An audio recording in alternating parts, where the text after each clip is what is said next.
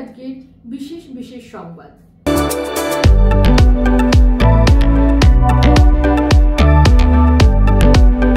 বর্ধমান শহরে 11 নম্বর ওয়ার্ডের আসন্ন লোকসভা নির্বাচন উপলক্ষে বর্ধমান দুর্গাপুর লোকসভা কেন্দ্রের তৃণমূল কংগ্রেস প্রার্থী কীর্তি আজাদের সমর্থনে এক মহা মিছিলের আয়োজন করা হয়, যার নেতৃত্বে ছিলেন বর্ধমান পুরসভার চেয়ারম্যান পরেশ চন্দ্র সরকার।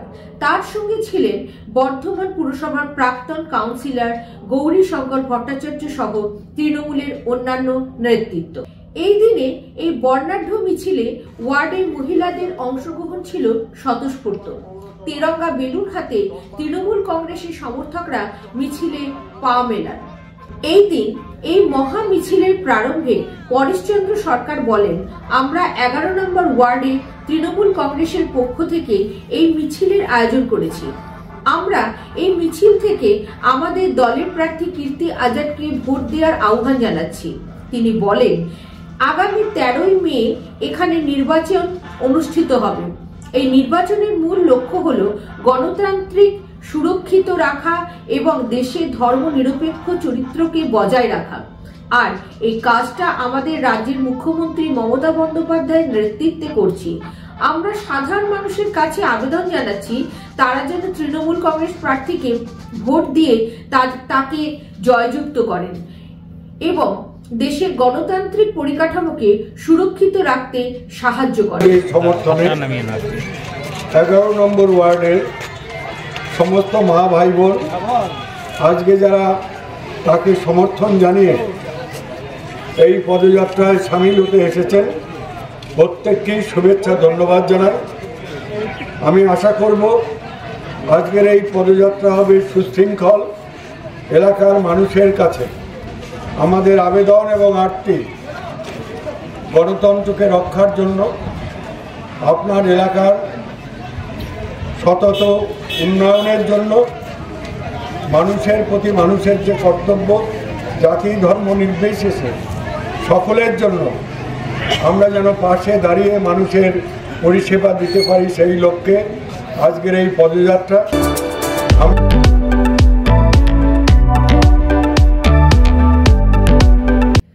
বর্ধমান শহর INTTUCর পক্ষ থেকে তৃণমূল কংগ্রেস প্রার্থী কীর্তি আজাদের সমর্থনে জোরদার প্রচার কার্য চলছে।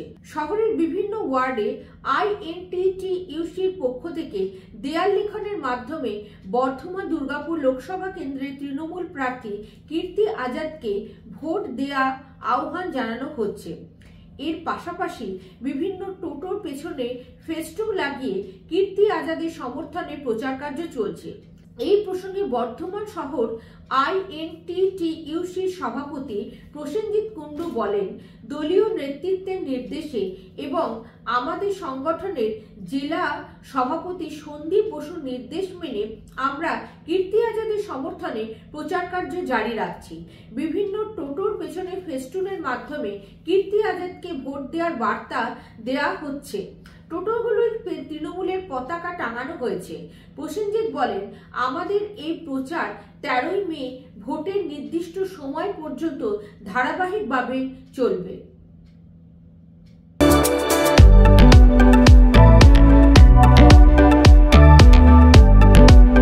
বাদ্যযন্ত্র ও বর্ণাঢ্য শোভাযাত্রা সহকারে বুধবার নমিনেশন পত্র জমা দিলেন বর্ধমান দুর্গাপুর লোকসভা কেন্দ্রের বিজেপি প্রার্থী দিলীপ ঘোষ।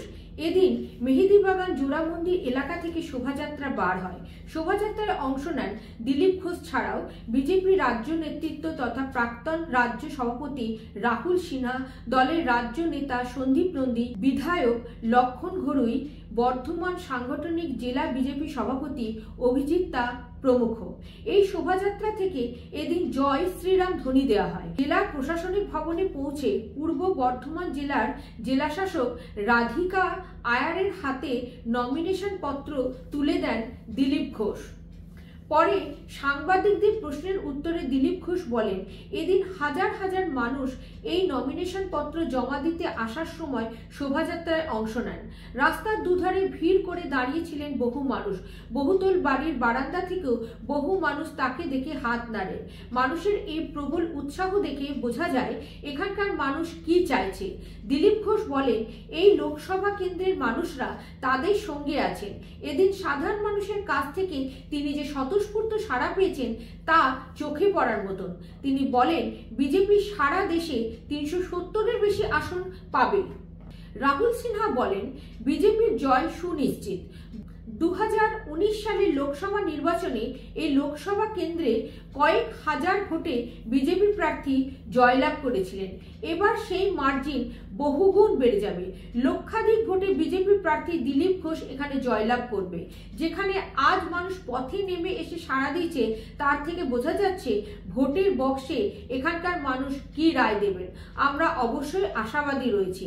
নরেন্দ্র মোদীর নেতৃত্বে আবারও বিজেপি কেন্দ্রে সরকার গঠন করবে। সেটা এখন গিয়ে লাখের কাছাকাছি লাখ পার করে যাবে। পরিষ্কার প্রমাণ আছে, মিছিল করে দিচ্ছে। কালকে কষ্টসৃষ্ট করে কীর্তি আজাদ বা তৃণমূল প্রার্থী তিনি নমিনেশন দিয়েছেন 250-300 লোক। আজকে দেখেছি হাজার হাজার মানুষের জনজোয়ার রাস্তায় গেরুয়াকরণ। এর থেকেই তো বোঝা যায়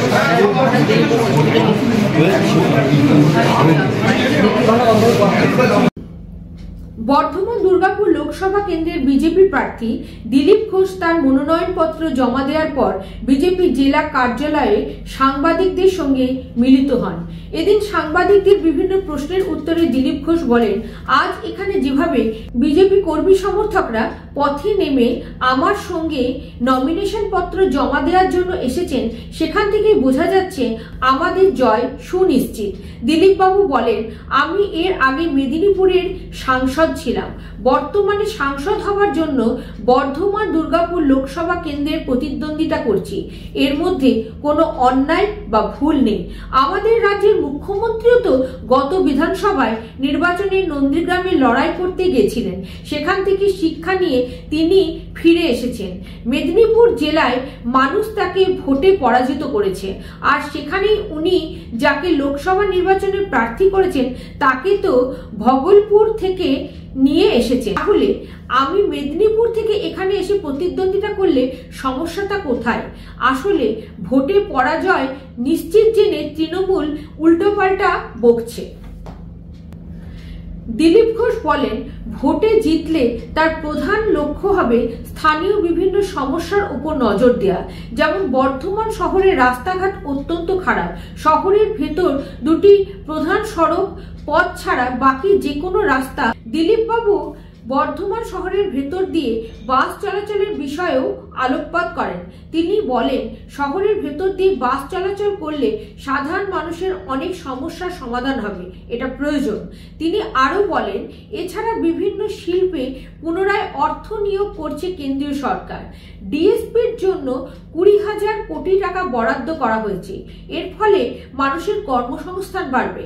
একইভাবে ডিভিসির ক্ষেত্রেও কেন্দ্রীয় সরকার নজর দিয়েছে। কেন্দ্রীয় যোজনা থেকে বঞ্চিত 100 দিনের কাজের টাকা আসছে, কিন্তু বিলি হচ্ছে না, কাজ হচ্ছে না। ফলে এখানকার সরকার বলছে টাকা দাও, টাকা দিলে হিসাব দিচ্ছে না, গরিব মানুষের টাকাটা লুট হয়ে যাচ্ছে। বাংলার গর্ব ছিল শিক্ষা নিয়ে, সেই শিক্ষায় সবচেয়ে বড় দুর্নীতি হয়েছে। প্রায় 3,000 কোটি টাকার স্ক্যাম, চাকরি দেওয়ার নাম করে চাকরি বিক্রি হয়েছে। প্রধানমন্ত্রী বলেছেন গরিব মানুষের টাকা যারা লুট করেছে তাদের কাছ থেকে নিয়ে এসে গরিবকে বিলিয়ে দেওয়া হবে। মহামান্য আদালত প্রায় 26,000 চাকরি যারা অবৈধভাবে হয়েছিল এটাকে ক্যান্সেল করেছেন। তাদের 2-3 রকম সংকট তৈরি হয়েছে।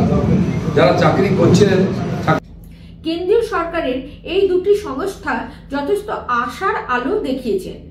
আসলে কেন্দ্রীয় সরকারের বেশ কিছু সুনির্দিষ্ট নীতি রয়েছে। সেই নীতি অনুযায়ী বিভিন্ন এলাকার উন্নয়নে কেন্দ্রীয় সরকার কাজ করে, এখানে সেইভাবে কাজ করা হবে। দিলীপবাবু বলেন, চাকরি দেওয়ার নাম করে এখানে তৃণমূল নেতারা বহু ছাত্রছাত্রীর কাছ থেকে টাকা তুলেছেন। এই টাকা তাদেরকে ফেরত দিতে হবে, কারণ কোর্ট বেআইনি নিয়োগ বাতিল করেছে। তাই যারা টাকা দিয়ে চাকরি পেয়েছিলেন আমরা তাদের বলছি যে সমস্ত তৃণমূল নেতাদের কাছে টাকা দিয়েছেন তাদের কাছে টাকা ফেরত চান। আমরা আপনাদের পাশে থাকব।